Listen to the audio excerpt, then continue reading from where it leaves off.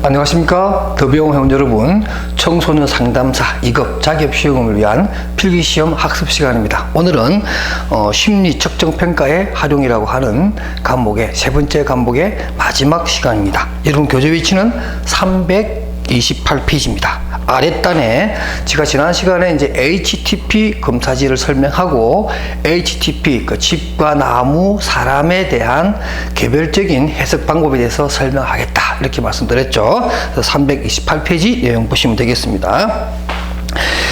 HTP 검사지에 있어서 집은 일반적으로 가족 구성원이라든가 가족 관계라든가 가족 내에 자신의 어떤 지각을 반영하는 그러한 투사를 보여주고 있고요.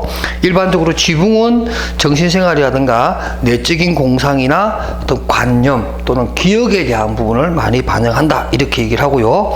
벽은 수검자의 자아 강도를 얘기합니다. 예를 벽을 아주 단단한 나무라든가 또는 이렇게 벽돌로 짓는다든가 아니면 아주 벽을 아주 두껍게 단단히 짓는다든가 이런 경우는 예를 들면 자아 강도의 어떤 그런 강도를 느낄 수가 있는 것이고요. 사람으로 보면 어떤 몸통과 같은 그러한 느낌으로 그리게 되고요.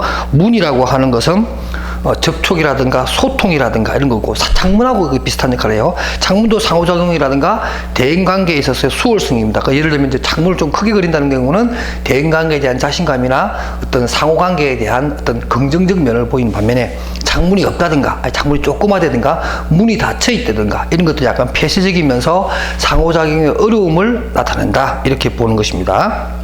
그 다음 꿀뚝은 가족관계의 분위기라든가 가족 교류 이런 것들, 만약에 연기가 나고 모락모락 연기 피는 것은 따뜻한 어떤 가정의 어떤 모습을 보여주고 가족이 한복하다는 것을 보여줄 수가 있습니다.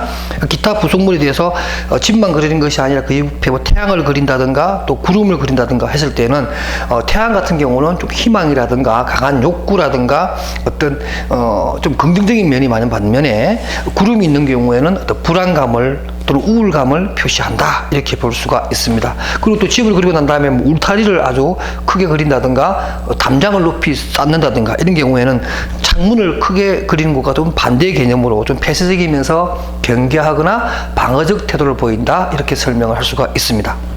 나무는 나무는 그 집보다는 조금 추상적인 내용을 좀 그리게 됩니다. 그래서 일단 나무를 하나의 성장의 개념으로 보고 인생의 개념으로 보고, 그래서 나무의 잎을 크게 그린다든가 줄기를 튼튼하게 그린다든가 이런 것들이 그 내담자의 또는 수검자의 투사된 내용으로 우리가 이해할 수가 있습니다. 예를 들면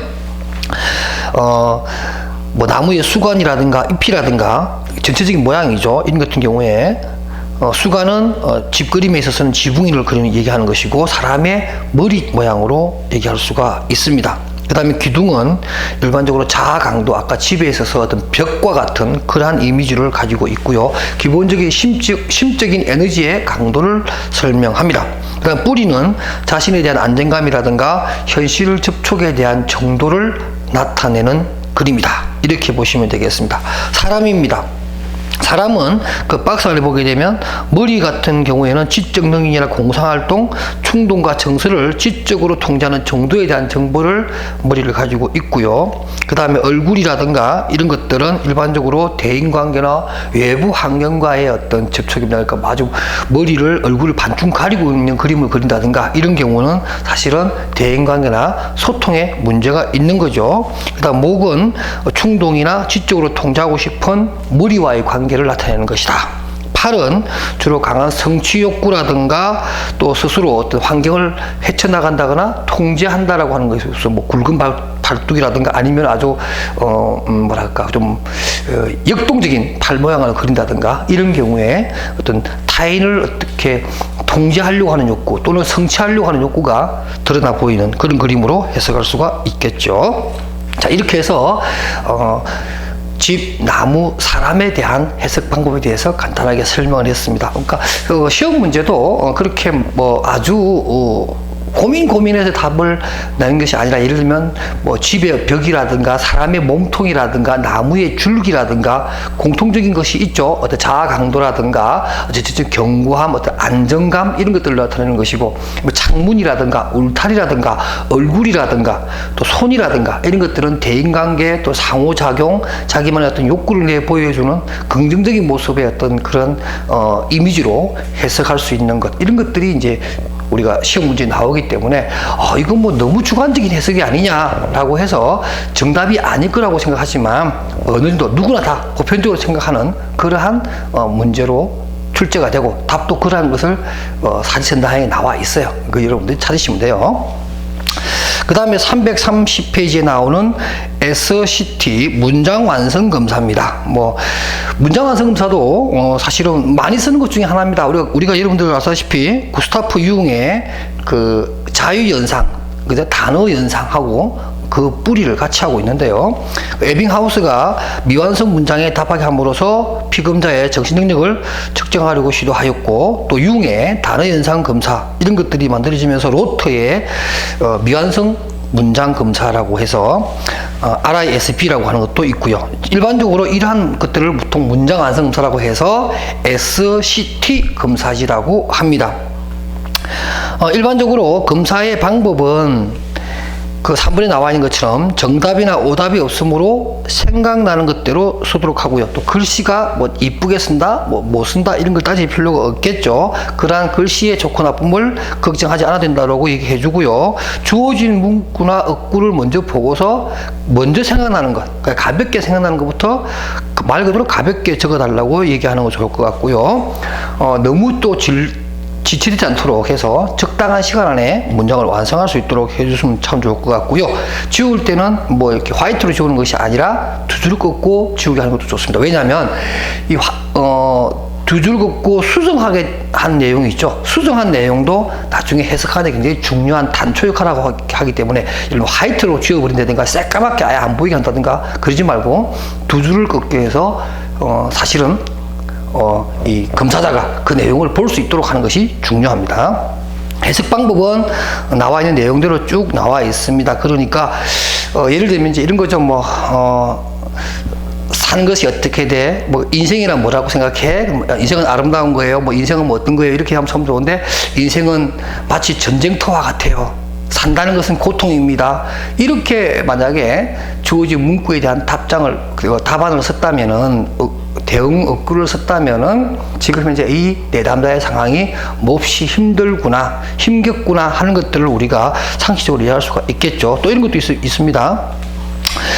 내가 없을 때는 아마 내 친구들은 나를 기억하지도 못할 거야. 뭐 이렇게 답을 썼다면, 그죠? 이 친구는 아무래도 대인관계 내지는 교우관계에 좀 문제가 있는 거죠. 늘 잊혀질 것에 대한 걱정을 한다거나 평소에 조금 왕따를 당하고 있다, 이런 느낌도 우리가 해석이 가능하겠고요. 그 다음에 또 조금은 선문답식으로 대답하는 경우도 있어요. 인생은 연극이야, 인생은 한편의 드라마와 같은 것이며 뜬구름이며 나는 언젠가는 자연인이 되어서 이렇게 독야청청 이렇게 살아가리라. 이런 경우에는 어떤 피검자의 어떤 현실 검증력이라 그럴까요?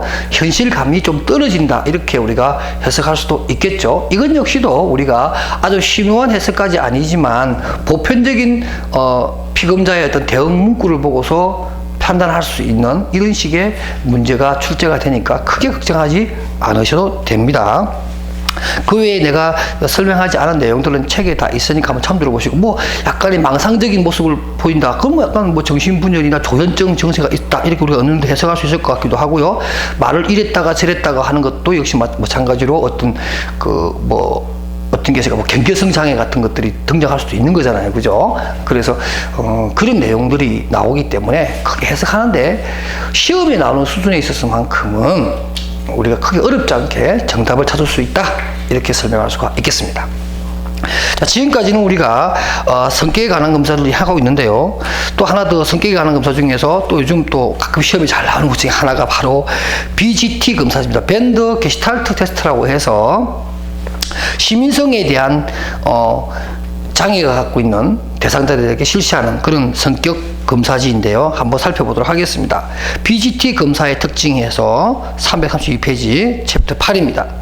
9개의 BGT 도형을 이용합니다. 여러분 혹시 보셨는지 모르지만 묘한 그 도형이 있어요. 막 점으로 되어 있는 도형이 있고, 제가 대충 그리면 여러분 이렇게 동그라미 그림이 있으면서 뭐 마른 목골이 붙어 있는 이 도형이 있고요. 이런 도형이라든가, 또는 어떤 게 있냐면 이렇게 점으로만 이렇게 연결되어 있다든가, 또는 뭐 이런 것도 있어요. 이렇게 꼬불꼬불해서 이렇게 뭐 이렇게 스프링 늘리는 듯한 그런 모습도 있고요. 그 다음에 또 이런 것도 있어요. 이렇게 점 모양으로 해서 이렇게 돼 있고, 이렇게 생긴 것도 있고, 이렇게 도형을 9개의 도형을 보여줍니다. 그래서 이 도형에 대해서 진술하게끔 하고, 또 그 진술에 따라서 해석해 나가는 그런 그림입니다. 그리고 이거를 이제 보고서 그리게 합니다. 다른 종이를 하나 주고 여기 있는 그림을 맞춰서 그러는데, 뭐 여기 딱 맞춰서 그런 사람도 있지만 제대로 못 그린다는 거죠. 제대로 못 그린다. 그러니까 이런 경우에 그 제대로 못 그린 것에 대해서 탐색을 해서 어떤 그 뭐 대뇌의 어떤 뭐 뭐라 그럴까요? 손실, 또 뭐 기질상의 어떤 훼손이 있는지 없는지, 또는 어떤 마음의 어떤 원인으로 인해서 심신에 장애가 왔는지 여부를 파악하는 그런 검사지입니다. 9개의 도형을 그리게 나오면, 그러니까 9개 그림을 보여줍니다. 이런 게 9개까지 있거든요. 보여주고 그리게 해서, 근데 제대로 잘 못 그리는 사람들이 있다라는 거죠. 그 원인을 이제 찾아내는 그런 방법입니다. 그러나 이것을 이제 검사하는 방법 순수가 있는데요. 333페이지 보게 되면 그 위에 향상학습에 보면 이런 얘기가 나옵니다. BGT 검사의 실시 방법, 이렇게 하면서 처음에는 모사 단계입니다. 그러니까 보여준 이 그림들을 똑같이 그리게끔 하는, 이게 이제 BGT인데요. 이 9개의 도형을 모사 그대로 벗겨 그리게끔 하고요. 그 다음에 이제 회상을 하는 경우도 있습니다. 그러니까 예를 들면 이 그림 자체를 자신의 어떤 주관적인 다른 생각과 합쳐서 조금 다르게 그린다든가, 또 재모사 단계가 있습니다. 모사에서 모호한 경우에 한 번 더 그리게 하는 그런 것이 있고요. 그 다음에 정교화 단계로서 사고의 확장성을 이루게 하는 이런 과정까지 연결된다. 그래서 4단계로 이루어지는 BGT 검사의 실시 방법을 여러분들이 그냥 기계적으로 암기해 두시기 바랍니다. 채점책에는 지금까지 시험에 뭐 그렇게 나오지는 않는데요. 참고로 보시기 바랍니다. 지각적 회전이라 그래서 도형의 주요 축 중심선의 방향이 80에서 180도까지 변화가 있습니다. 분명히 이렇게 그리라고 했는데 뭐 이렇게 그린다든가 방향이 틀어진다는 얘기죠.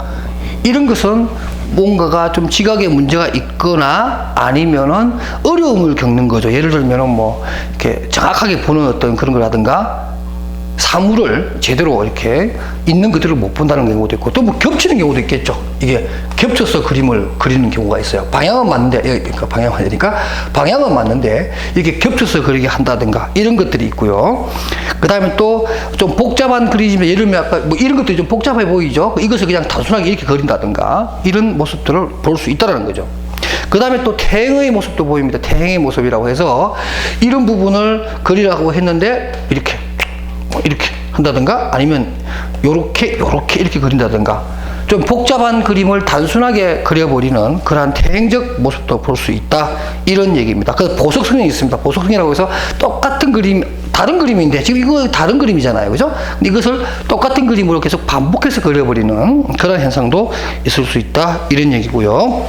그 다음에 아주 부드러운 곡선으로 이루어지고 있는 이러한 모양인데도 불구하고 어떤 게 있을까요? 이렇게 어떤 동일한 간격으로 이루어진 그림을 그리자고 했는데, 여러분 이걸 간격을 아주 좁게 그리기도 하고 넓게 그리기도 하고 이렇게 제대로 그리지 못하는 이런 것들도 있겠고요. 각도 곤란, 겹침 곤란, 이런 것들이 그림에서 보여집니다. 그러니까 어떻게 보면 정상적이지 않다라는 거죠. 보통 사람은 이 그림 한번 딱 보고 나면 특별하지 않은 이상 비슷하게 그리게 돼 있는데, 뭐 겹친다든가 각도가 뒤틀어진다든가 단순하게 그려버린다든가 생략을 해버린다든가 이런 것들이 이제 이 BGT 검사를 통해서 이 피검자의 비정상적인 부적응적인 상황을 파악하게 된다, 이런 내용입니다. 자, 이렇게 해서 우리는 상당히 많은 성격 검사에 대한 부분을 검사했습니다. 객관적 검사로서는 예를 들면 MMPI라든가 CPI라든가 이런 것들을 검사했고요. 또 투사적 검사는 로사 검사라든가 조금 전에 끝난 뭐 SCT, 문장 완성 검사라든가 BGT 검사 이런 것들을 우리가 학습을 했고요.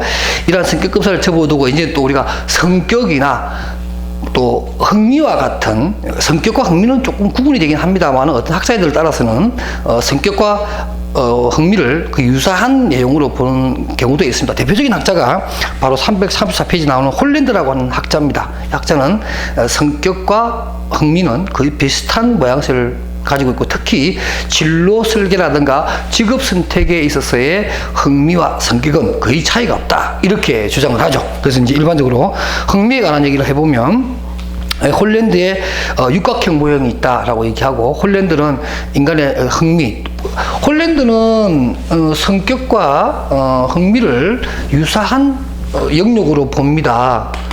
그러니까 성격은 퍼스널리티고 흥미는 인터레스트잖아요. 좀 차이가 있죠. 그럼에도 불구하고 이 학자는 거의 비슷하게 보는데, 그래서 본인은 보통 뭐 인성이라고 하는 단어를 쓰기도 합니다. 이건 우리의 번역의 문제였긴 합니다만은, 홀랜드는 보통 인성검사라고 해서 육각형 모형을 보여주면서 리아색이라고 하는 6개의 차원을 합니다. 리아색이라고 해서 뭐 리얼리티, 인베스티게이션, 그 다음에 아트, 그 다음 소시알, 엔터프라이즈, 그 다음 카스텀이라고 해서 뭐 실제형, 그 다음에 뭐 탐구형, 그 다음에 예술형, 사회형, 진취형, 그 다음에 관습형, 이렇게 해서 그 책에 나와 있는 335페이지에 나와 있는 유형 6개가 그 사람의 인성의 하나가 되고, 거기에 따라서 직업적 적성이 만들어지고, 그 직업적 특성에 따라서 그 사람에게 적합한 진로 내지는 학과 선택, 또 직업 선택을 예견할 수 있는 거죠. 예언할 수 있는 이런 내용을 보여주는 겁니다.